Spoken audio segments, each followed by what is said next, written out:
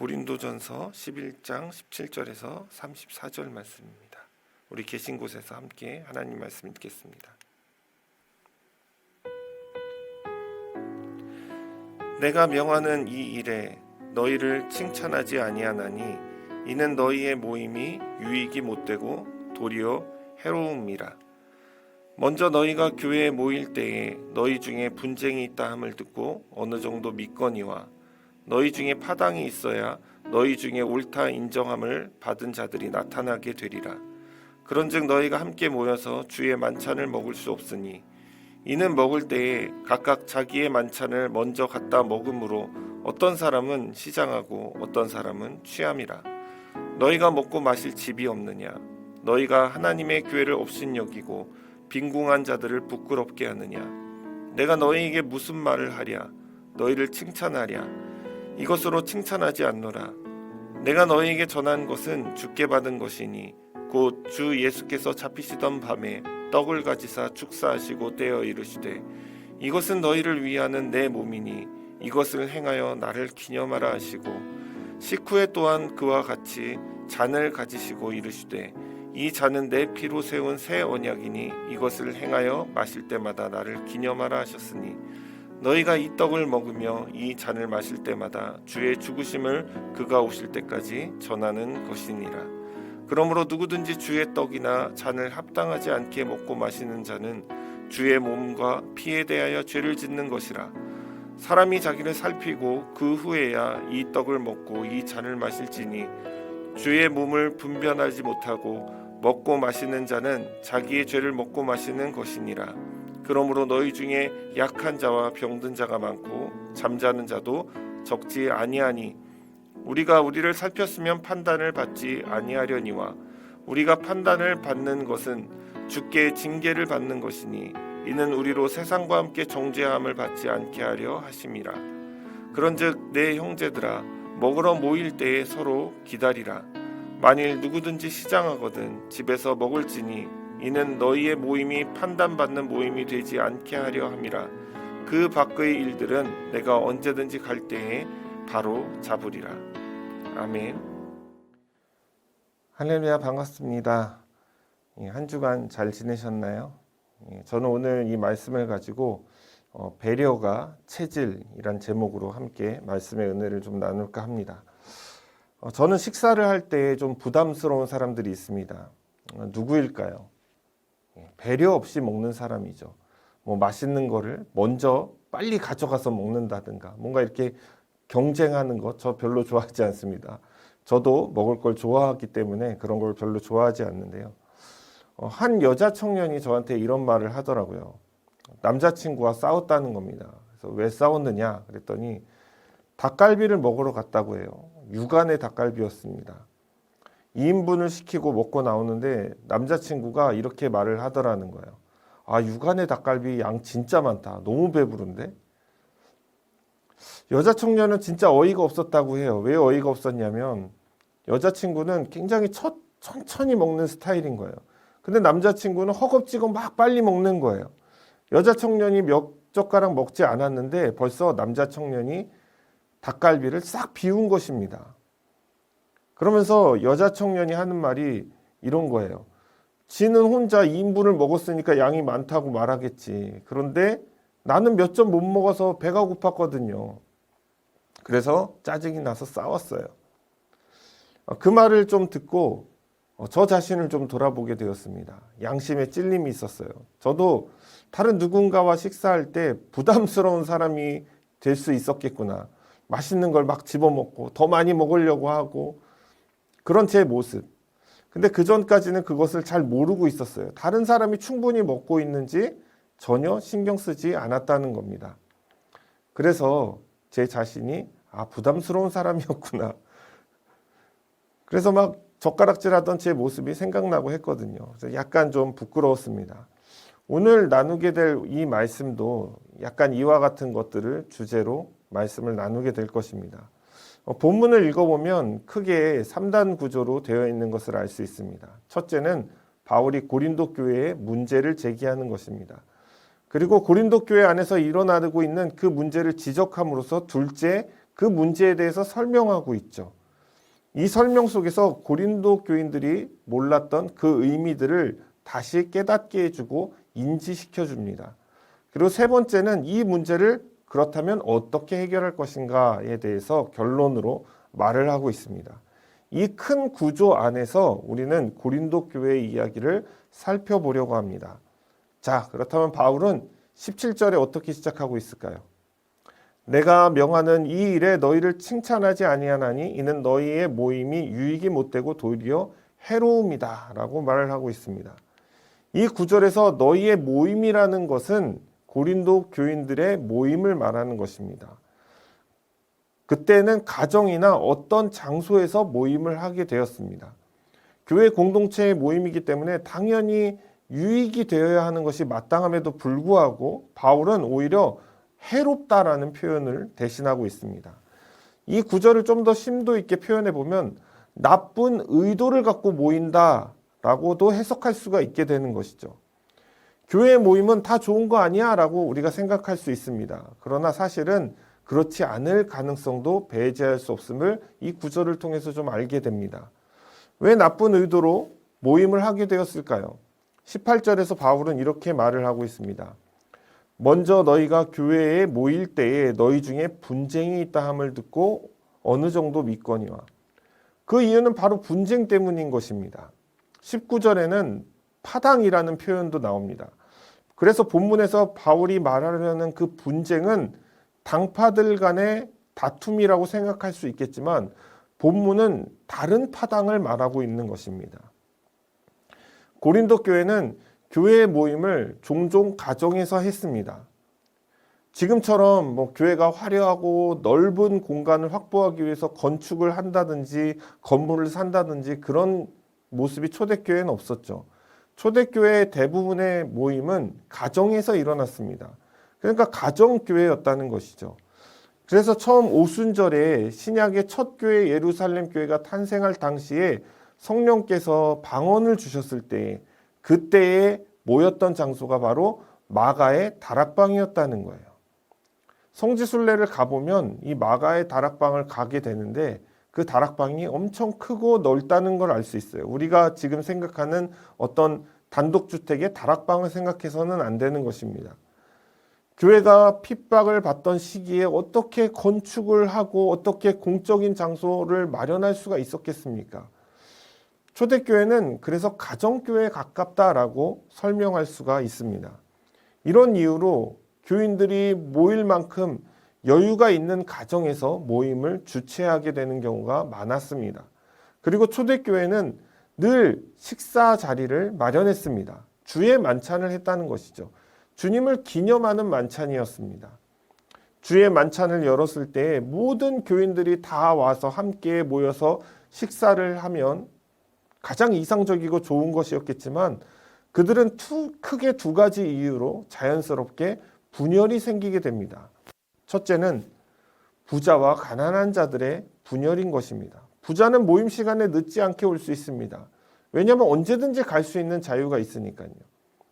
여유가 있었기 때문입니다. 그러나 여러분 가난한 자들은 어떻게 됩니까? 자신의 신분이 종이거나 자신이 생계를 위해서 이 일을 마치고 나와야 하는 경우가 있었습니다. 그래서 모임 시간을 제때에 맞추지 못하는 경우가 있었다는 것입니다.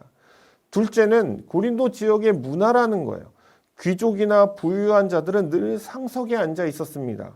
신분이나 처지가 열악한 자들은 늘 아랫자리에 머물게 되었다는 거예요. 이러한 분열은 자연스럽게 만찬의 자리에서도 문제를 일으키게 되어집니다. 먼저 온 자들, 즉 여유가 있고 신분이 높은 자들은 먼저 와서 만찬을 시작합니다. 그런데 문제는 앞서 온 자들이 너무 많이 먹는다는 것입니다. 어떤 자들은 너무 많이 먹어서 취할 정도가 되었다라는 표현이 나옵니다. 그러나 늦게 온 자들은 시장하다, 배가 고프다라는 말을 하게 되는 것이죠. 그런즉 너희가 함께 모여서 주의 만찬을 먹을 수 없으니 이는 먹을 때에 각각 자기의 만찬을 먼저 갖다 먹으므로 어떤 사람은 시장하고 어떤 사람은 취함이라. 주인과 종이 함께 만찬의 자리에 오는 경우에도 주인은 곧장 올 수가 있었지만 종은 주인이 맡긴 일을 다 하고 나서야 올 수가 있었던 것입니다. 주인은 종에 대한 배려를 전혀 하지 않고 취하도록 먼저 먹고 마시는 것입니다. 늦게 온 종은 아무것도 못 먹을 때가 있고 배가 고픈 상태로 그 자리에 있어야 했습니다. 간혹 자신이 먹을 것을 싸운다 할지라도 그것은 먹는 양과 질이 여유 있는 자들에 비하면 매우 부끄러운 것입니다. 꺼내놓기가 민망할 정도였다는 것이죠. 바울은 그것을 이렇게 표현하고 있습니다. 너희가 먹고 마실 집이 없느냐? 너희가 하나님의 교회를 업신여기고 빈궁한 자들을 부끄럽게 하느냐? 내가 너희에게 무슨 말을 하랴? 너희를 칭찬하랴? 이것으로 칭찬하지 않노라. 그러니까 차라리 집에서 먹고 마셔라. 왜 굳이 교회까지 와서 이게 뭐 하는 짓들이냐? 라고 말을 하고 있는 것이죠. 바울은 주의 만찬에 대한 왜곡을 바로잡기를 원했습니다. 주의 만찬은 일반적으로 우리가 하는 그런 식사 모임이 아닌 것입니다. 그리고 바르게 주의 만찬을 대하도록 가르쳐야 했습니다. 바울은 자신이 본래 의도했던 주의 만찬은 그 뿌리가 바로 주님으로부터 왔음을 밝히고 있습니다. 이것은 바울이 내 개인적인 생각이 아니라 주님께서 먼저 본을 보이셨고 그렇게 하라고 말씀하신 것이다 라고 그렇게 밝히는 것이죠. 23절 상반절에 보면 내가 너에게 전한 것은 주께 받은 것이니 주님으로부터 받았다는 것이죠. 바울은 예수님께서 잡히시던 날 그날 밤 그리고 유월절을 상기시키면서 설명을 하고 있습니다. 곧 주 예수께서 잡히시던 밤 떡을 가지사 축사하시고 떼어 이르시되 이것은 너희를 위하는 내 몸이니 이것을 행하여 나를 기념하라 하시고 식후에 또한 그와 같이 잔을 가지시고 이르시되 이 잔은 내 피로 세운 새 언약이니 이것을 행하여 마실 때마다 나를 기념하라 하셨으니 너희가 이 떡을 먹으며 이 잔을 마실 때마다 주의 죽으심을 그가 오실 때까지 전하는 것이니라. 예수님은 제자들과 떡을 떼셨습니다. 그 떡은 무교병이죠. 누룩이 들어가지 않은 떡을 말하는 것입니다. 누룩은 음식이 발효되게 만드는 것입니다. 발효는 다른 의미로는 부패한다라는 의미를 가지고 있죠. 성경은 통상적으로 누룩을 죄에 많이 비유를 합니다. 죄는 사람을 부패하게 만드는 것입니다. 그래서 누룩이 없는 떡은 예수님을 상징하는 것입니다. 죄도 없으시고 점도 흠도 없으신 그 하나님의 어린 양 그 예수님을 보여주기 위한 것입니다. 주님은 이 떡을 제자들에게 나누어 주시면서 나의 몸이다 라고 말씀을 하셨습니다. 죄가 없으신 그 몸을 나누어 먹는 것, 정결케 되는 것을 말하는 것입니다. 이 몸은 죄인인 우리가 예수님의 떡을 나눠 먹음으로써 그분이 내 안에 살아서 역사하시는 것을 뜻하기도 합니다. 그분의 정결함이 나를 채우고 나의 죄가 사함받게 되는 그것을 의미하기도 합니다. 그리고 예수님의 잔은 피를 상징하는 것입니다. 예수님은 이렇게 말씀하셨습니다. 이 잔은 내 피로 세운 새 언약이다.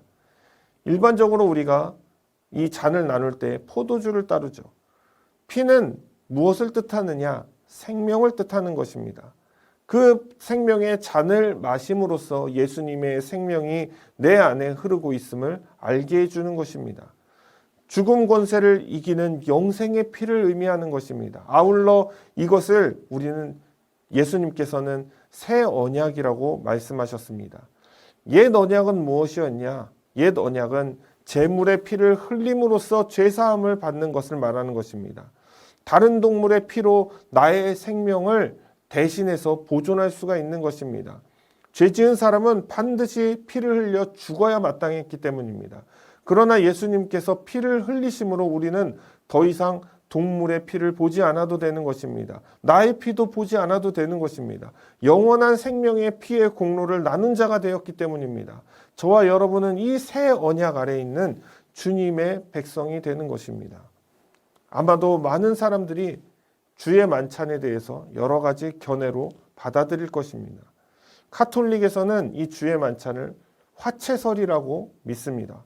화채설이라는 것은 성찬을 할 때 떡을 먹으면 실제로 그 떡과 포도주가 우리 몸에서 실제적으로, 물질적으로, 물리적으로 예수님의 살과 피가 된다는 것입니다. 또한 이것을 통해서 내가 예수님처럼 예수님의 진짜 살과 피를 먹은 자가 된다라는 의미를 가지고 있는 것이죠. 그래서 화채설이라고 말을 하는 것입니다. 그래서 카톨릭에서는 여러분 포도주를 절대 버리지 않습니다. 사제가 남은 포도주와 떡을 다 먹어 치웁니다. 아마도 결혼은 못해도 술을 마시게 하는 이유는 여기에 있는 것 같습니다. 또 다른 견해는 공제설이라는 것입니다. 이것은 마틴 루터 교회에서 일어났던 루터의 학설을 계승받아서 루터 교회에서 하고 있는 것인데요. 성찬을 할 때 떡과 포도주에 주님께서 실제로 임재하신다라는 설입니다. 루터는 화채설을 믿는 이 로마 카톨릭의 주장에 반박을 한 것이죠. 어떻게 실제로 몸이 되느냐, 어떻게 실제로 피가 되느냐, 그냥 주님께서 임재하신다라고 말을 한 것입니다. 또 다른 설이 있는데요. 그것은 상징설입니다. 이것은 쯔빙글리의 주장인데요. 마틴 루터의 이 공제설을 반박한 것이기도 합니다. 몸과 피에 대한 상징으로서 떡과 포도주를 대해야 된다라는 주장인 것이죠. 루터는 로마 카톨릭처럼 물질적인 변화는 아니더라도 성찬을 대하는 자들에게 실제적인 주님의 임재라고 말을 합니다. 그러나 쯔빙글리는 이 성찬을 먹고 마시는 것 때문에 주님께서 임재하는 것이 아니다.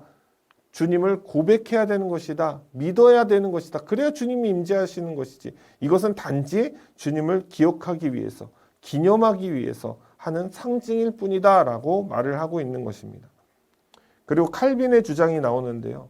아마 장로교에서는 이 주장을 따를 것입니다. 영적인 임재설입니다. 그러니까 루터의 주장에서 조금 더 발전한 것이죠. 떡과 포도주에 영적으로 주님께서 임재하신다는 거예요. 그러니까 실제적인 임재가 아니라 영적인 임재인 것이죠. 성찬을 하게 되면 영적으로 주님과 연합이 일어난다라는 주장인 것입니다. 여러분 어떤 주장이 마음에 와닿습니까? 오늘 본문에는 어떻게 나와 있나요? 바울이 주님으로부터 전해받은 것은 25절에 나온 것처럼 기념하라인 것입니다. 그러므로 저는 쯔빙글리의 상징설을 좀 믿습니다. 받아들입니다. 주님께서 기념하라고 말씀하셨기 때문인 것이죠. 여러분은 화채설 빼고 어떤 것을 받아들인다 해도 그것이 여러분 죽고 사는데 큰 영향은 없는 것입니다. 자신의 신앙 고백 안에서 합당하고 좋은 것을 받아들이시면 되는 것입니다. 하지만 성경은 기념하라라고 말하고 있다는 사실을 기억하시기 바랍니다. 바울은 고린도 교인들에게 주의 만찬을 대할 때에 그 의미를 상기시키고 있습니다. 주의 만찬은 주님을 기념하고 주님의 몸과 피를 나누는 것이다 라는 것을 강조하는 것이죠. 여기서 나눈다라는 것을 굉장히 강조해서 말을 하고 있어요. 그러므로 모든 사람이 함께 먹어야 한다라는 것에 의미를 두고 있는 것입니다. 어떤 사람은 진탕 먹고 마시는데 어떤 사람은 허기지고 굶기까지 한다면 여러분 나눔의 의미는 퇴색되는 것입니다. 주님께서는 모든 성도들이 함께 당신을 기념하기를 원하셨다는 거예요. 그래서 주님께서는 제자들에게 떡을 친히 떼어 주신 것입니다. 나누어 주신 것이죠. 바울은 이렇게 자신의 식사를 위해서 욕심을 위해서 먹고 마셨던 자들에 대한 경고 또한 잊지 않고 있습니다. 앞서 말씀드린 것과 같이 자신의 욕심을 위해서 이기적으로 먹고 마시는 자들, 주의 만찬의 의미를 훼손시키면서까지 자기 배만 채웠던 자들, 바로 이런 자들을 바울은 주의 떡이나 잔을 합당하지 않게 먹고 마시는 자들이라고 말을 하고 있습니다. 이어서 이것은 곧 주님의 몸과 피에 대한 죄를 짓는 것이다 라고까지 표현을 하고 있습니다. 그러므로 누구든지 주의 떡이나 잔을 합당하지 않게 먹고 마시는 자는 주의 몸과 피에 대하여 죄를 짓는 것이니라. 주의 몸을 분별하지 못하고 먹고 마시는 자는 자기의 죄를 먹고 마시는 것이라. 27절과 29절의 이 말씀은 22절에서 나온 하나님의 교회를 너희가 업신여기는 것이다 라고 말씀한 것과 연관지어서 설명할 수가 있습니다. 30절에 그러므로 너희 중에 약한 자와 병든 자가 많고 잠자는 자도 적지 아니하나니, 이런 표현이 나오죠. 30절은 고린도 교인들에게 경고하는 메시지를 보내는 것입니다. 아마도 이 경고는 고린도 교인들이 충분히 알아들을 만한 경고였을 것입니다.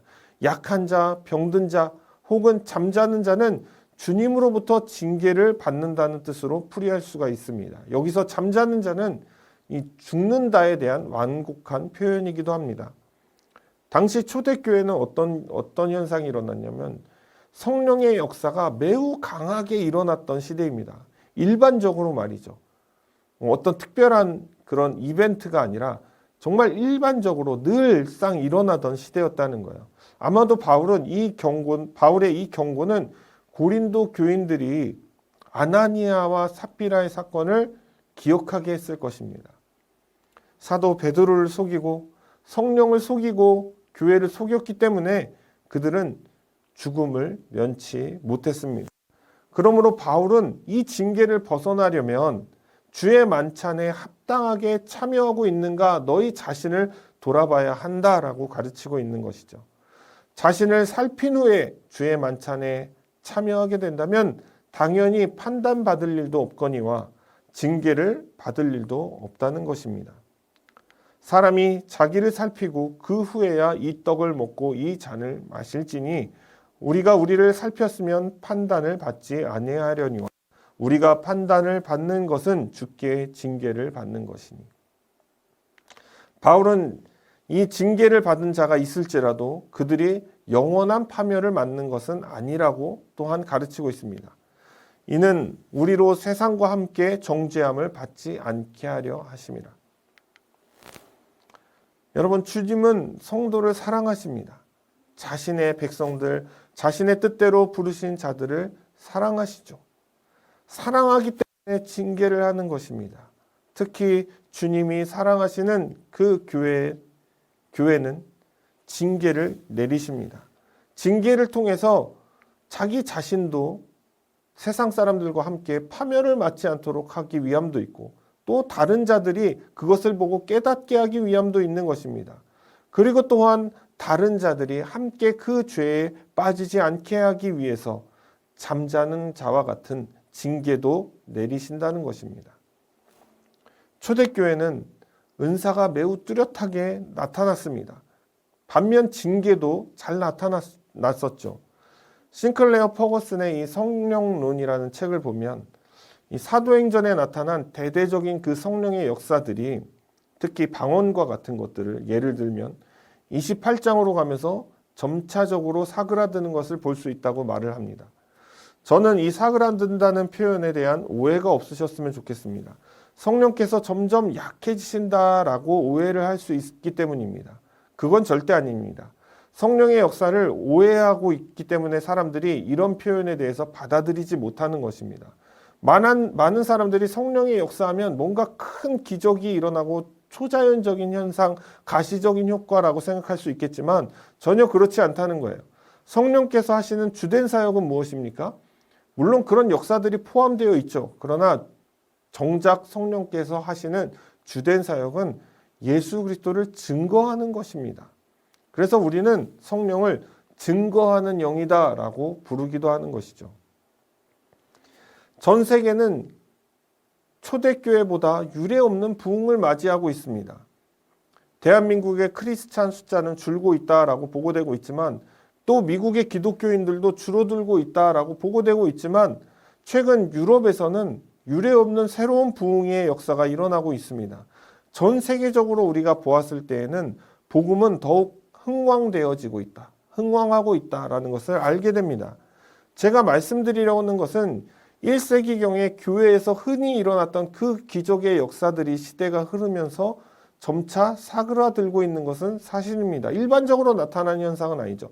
물론 그 기적도 지금 일어나고 있지만 당시처럼 자주 목격되지는 않는다는 것입니다. 왜 그럴까 제가 생각해 봤어요. 왜 이렇게 일어나는 현상들이 감소세에 있을까? 저는 이 두 개의 성경 구절을 통해서 어느 정도 답을 찾았다라고 생각을 합니다. 고린도전서 13장 8절인데요. 사랑은 언제까지나 떨어지지 아니하되 예언도 패하고 방언도 그치고 지식도 패하리라. 은사라는 것은 언젠가 패하게 되어진다는 것이죠. 이사야서 40장 8절에 보면 풀은 마르고 꽃은 시드나 우리 하나님의 말씀은 영원히 서리라 하니라. 모든 것은 다 소멸되고 없어지고 끝이 있지만 영원한 하나님의 말씀은 선다는 거예요. 말씀은 영원한 것이기 때문인 것입니다.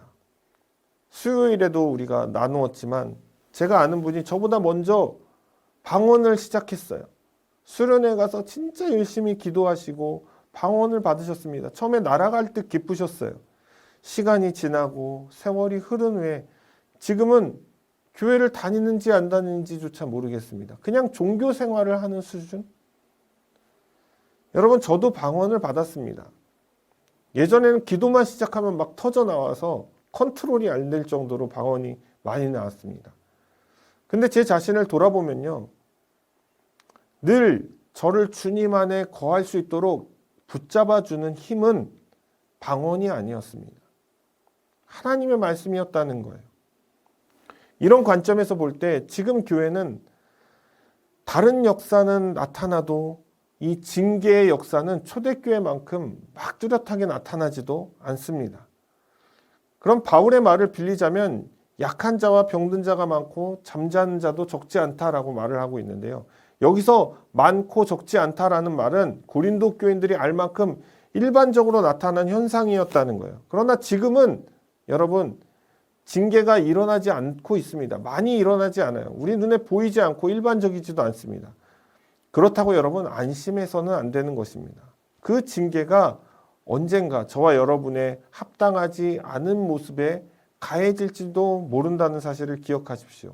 아울러 이제는 교회가 징계를 해야 될 때인 것입니다. 성경적으로 볼 때, 성경 안에서 볼 때 합당하지 않은 것에서는 여러분 교회가 지휘 고하를 막론하고 하물며 그것이 담임 목회자 장로라 할지라도 마땅히 징계를 할 수가 있어야 된다는 거예요.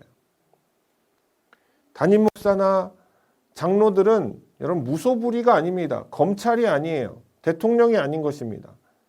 교회 안에서는 여러분 위아래가 없는 거예요. 모두가 한 형제요 한 자매인 것입니다. 모두가 주님을 섬기는 거예요. 주님 아래 하나인 것이지 그 안에서 뭔가 계층 구조를 가지고 저 위에는 건드릴 수 없다.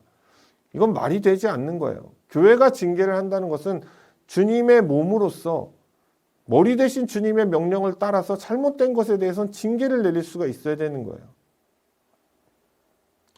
바울은 이제 고린도 교회의 문제에 대한 해법을 제시하기 시작합니다.